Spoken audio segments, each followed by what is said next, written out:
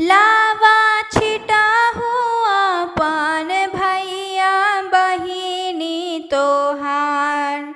लावा छिटा हुआ पान भैया बहिनी तोहार। अंगूठा धराहू सुंदर दुल्हा सुभावा तोहार। अंगूठा धराहू सुंदर दुल्हा सुभावा तोहार। पहिला भंवर जब घूमे तब बहिनी तोहार। पहिला भंवर जब घूमे तब बहिनी तोहार। लावा छिटाहू अपन भैया बहिनी तोहार। लावा छिटाहू अपन भैया बहिनी तोहार। अंगूठा धराहू सुंदर दुल्हा सुभावा तोहार। अंगूठा धराहू सुंदर दुल्हा धनिया तोहार।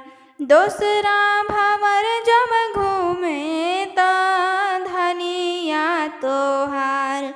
दूसरा भंवर जब घूमे त हो धनिया तोहार। अंगूठा धराहू सुंदर दुल्हा धनिया तोहार। अंगूठा धराहू सुंदर दुल्हा सुभावा तोहार। अंगूठा धराहू सुंदर दुल्हा सुभावा तोहार। लावा छिटाहू न आवे हमर भैया के। लावा छिटाहू न आवे हमर भैया के। अंगूठा धराहू न आवे बहनोइया के। अंगूठा धराहू न आवे बहनोइया के। लावा छिटाहू न आवे हमर भैया के। लावा छिटाहू न आवे हमर भैया के। अंगूठा धराहू न आवे बहनोइया के। अंगूठा धराहू न आवे बहनोइया के। हथवा धर के बता दो हमर भैया के।